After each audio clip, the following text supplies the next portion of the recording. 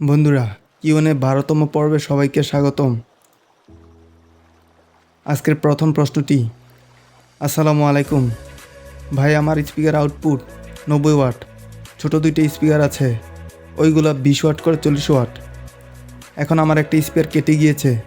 আমি যদি এখন ওখানে 30 ওয়াটের স্পিকার লাগাই তাহলে কি কোনো সমস্যা হবে, নাকি 20 ওয়াটের স্পিকার লাগাবো? প্লিজ জানাবেন। ওয়ালাইকুম আসসালাম ভাই, আপনার স্পিকার আউটপুট ওয়াট 90 নাকি এমভিআর ক্লিয়ার করে বলুন। আর 30 ওয়াটের স্পিকার লাগালে কোনো সমস্যাই হবে না, শুধু ওমটা 20 ওয়াট স্পিকারে যত ছিল 30 ওয়াট স্পিকারে ততই থাকতে হবে। যেমন 20 ওয়াট স্পিকারে যদি 8 ওম থাকে, তবে 30 ওয়াটের স্পিকারে 8 ওম হতে হবে। কিন্তু 30 ওয়াট স্পিকারটি 4 ওম হলে এমভিআর সমস্যা হবে। আমার আগের ভিডিও দেখলে বুঝবেন যে স্পিকার ওয়াট কোনো এমভিআরে চাপ সৃষ্টি করে না, বরং যত ওম সেটাই কেবল চাপ সৃষ্টি করে। তারপর প্রশ্নটি, ভাইয়া 6 ওমের এমভিআর 4000 ওয়াট, 4 ওমের স্পিকারও 4000 ওয়াট, এখানে কি কোনো প্রবলেম হবে এমভিআরের? জি ভাই, অবশ্যই প্রবলেম হবে।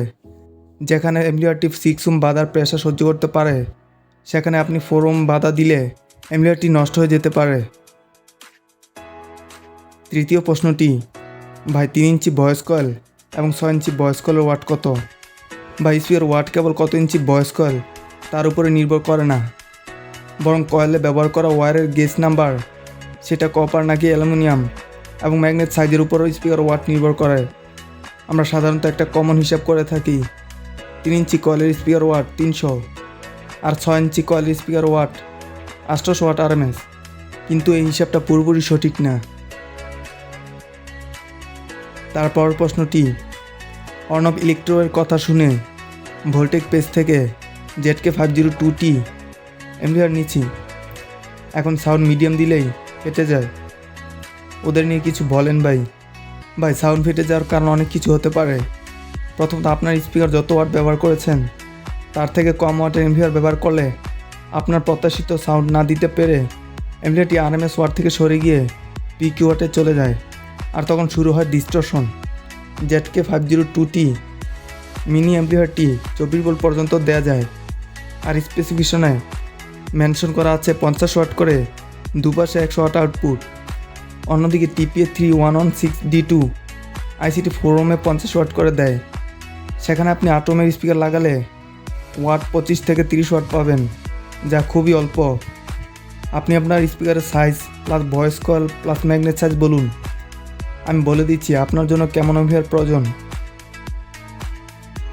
তারপরের প্রশ্নটি, আসসালামু আলাইকুম, আশা করি ভালো আছেন। আমার একটা প্রশ্ন ছিল, দুটা বজম্যান 10 ইঞ্চি স্পিকার আর একটা 12 ইঞ্চি 3 ইঞ্চি ভয়েস কলের অরিজিনাল পিওডি স্পিকার, সাথে তো টুইটার আছেই, কত ট্রানজিস্টর বোর্ড, কত এম ট্রান্সফর্মার লাগবে যদি একটু বলতেন। আপনার অ্যান্সার অপেক্ষা রইলাম। Love you from Gobindaganj, Gaibandha. ওয়ালাইকুম আসসালাম। 10 ইঞ্চি দুটো স্পিকার যদি 8 ওম হয় তবে 200 ওয়াট আরএমএস, আর 4 ওম হলে 350 থেকে 400 ওয়াট আরএমএস, আর PED 12 inch speaker 350 watt RMS. আপনি 2.1 এমভিআর তৈরি করতে পারেন। 10 ইঞ্চি দুটো স্পিকারের জন্য 45 ভোল্ট ব্যবহার করে 6 ট্রানজিস্টর বোর্ড ইউজ করুন, এবং 12 ইঞ্চি স্পিকারের জন্য 65 ভোল্ট ব্যবহার করুন 12 ট্রানজিস্টরে। অন্যদিকে টুইটারের জন্য কোনো হিসাব করতে হয় না, ওটা ক্যাপাসিটার পিএফ বা ক্রসওভার ব্যবহার করলে ওম অনেক বেড়ে যায়, তাতে আর আলাদা হিসাব করতে হয় না। তারপরের কমেন্টটি, ডেল্টা 12001-এর 8 ওমের ওয়াট দেয় কত? ভাই, ডেল্টা 12001 8 ওমের ওয়াট 2000 ওয়াট প্লাস মাইনাস হবে। তারপরের প্রশ্নটি, ভাই 15 ইঞ্চি স্পিকার দুটা, 4 ইঞ্চি ভয়েস কলের কত ট্রানজিস্টর মেশিন লাগবে আর কত ভোল্ট দিতে হবে জানাবেন প্লিজ। ভাই, ক্লাস এইচ অথবা ডেল্টার সার্কিট লাগবে, কমপক্ষে 100 প্লাস ভোল্ট ট্রান্সফর্মার লাগবে, তাহলে ভালোভাবে বাজবে। তারপরের প্রশ্নটি, আসসালামু আলাইকুম ভাই, আমার কমার্শিয়াল এমভিআর একটু দূরে সেট আপ করা আছে, আমি একটা ব্লুটুথ ডিভাইস লাগাতে চাই, আমি সর্বোচ্চ কত গজ কেবল রাখতে পারবো যাতে সিগন্যাল লস হবে না?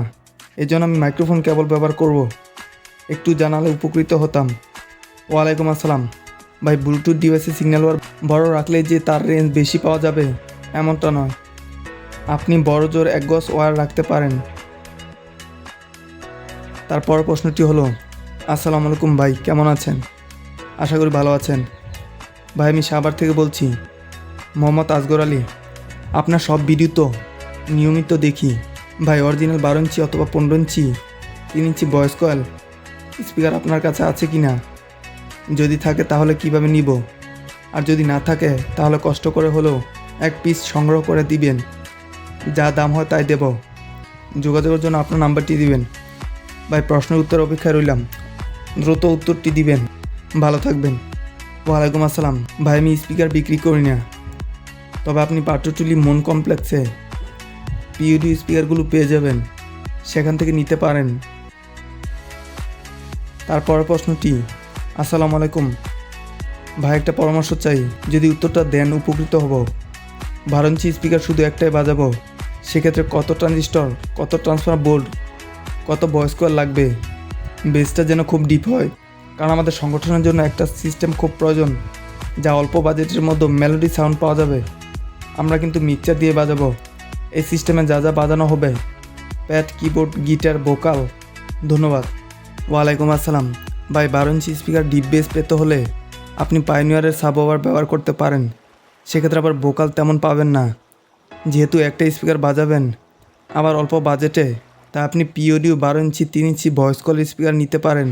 এর জন্য এনভিআর আপনি বাজেট একটু বেশি করতে পারলে 65 ভোল্ট ট্রান্সফার দিয়ে 12 ট্রানজিস্টর বোর্ড ইউজ করুন। আর বাজেট কম হলে 55 ভোল্ট ট্রান্সফার দিয়ে 8 ট্রানজিস্টর ব্যবহার করুন। তারপরের প্রশ্নটি, ভাই 12 ইঞ্চি ডাবল স্পিকারের 1 পেয়ার বক্স ভালো হবে নাকি সিঙ্গেল 16 ইঞ্চি স্পিকারের 1 পেয়ার বক্স ভালো হবে? বেস, লাউড বা পাওয়ার কোনটার বেশি ভালো হবে? ভাই 12 ইঞ্চি স্পিকার ভয়েস কয়েলের সাইজ যদি 3 ইঞ্চি হয় এবং 16 ইঞ্চি স্পিকার ভয়েস কয়েলের সাইজ যদি 16 ইঞ্চি হয়, তবে আপনি 12 ইঞ্চি ডাবল 1 পেয়ার না বানিয়ে 16 ইঞ্চি সিঙ্গেল 1 পেয়ার বানালে বেশি বেস প্লাস সাউন্ড পাবেন।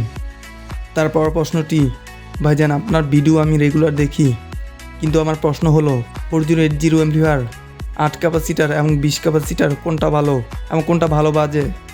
আমার তরফ থেকে রিকোয়েস্ট রইল আপনি সঠিক উত্তর দিবেন, তাহলে অনেক উপকার হয়। ভাই CS4080 20 ক্যাপাসিটারটায় ওয়াট কম থাকে এবং 8 ক্যাপাসিটারটা ওয়াট বেশি থাকে, সেই হিসাবে অবশ্যই 8 ক্যাপাসিটারটা বেশি ভালো বাজবে। তারপর প্রশ্নটি, ভাই এসি 70 ভোল্ট, 90 ভোল্ট ও 110 ভোল্ট ট্রান্সফারে কত ভোল্ট ক্যাপাসিটার লাগাবো?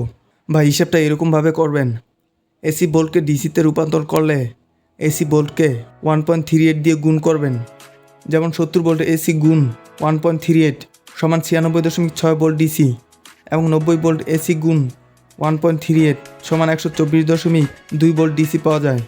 আর আপনি ক্যাপাসিটার লাগাবেন ডিসিতে যত ভোল্ট বের হবে হিসাব করার পর তার থেকে বেশি ভোল্টের, যেমন 96.6 ভোল্ট ডিসিতে ক্যাপাসিটার লাগানো 100 ভোল্টের এবং 124 ভোল্ট ডিসিতে 124 ভোল্টের অধিক মানের ক্যাপাসিটার লাগাবেন। যদি ওই মানের ক্যাপাসিটার খুঁজে না পান, তবে ক্যাপাসিটারকে সিরিজ করে ভোল্ট বাড়াবেন। আশা করি বুঝতে পেরেছেন। বন্ধুরা আজ এই পর্যন্তই। আপনাদের আরও প্রশ্ন থাকলে কমেন্টে জিজ্ঞেস করতে পারেন। আর পার্সোনালি কোনো কিছু জানতে চাইলে তবে এফবি পেজের ইনবক্সে মেসেজ দিন। আর আজকের ভিডিওটি ভালো লাগলে লাইক, শেয়ার ও সাবস্ক্রাইব করে সাথে থাকুন। ধন্যবাদ।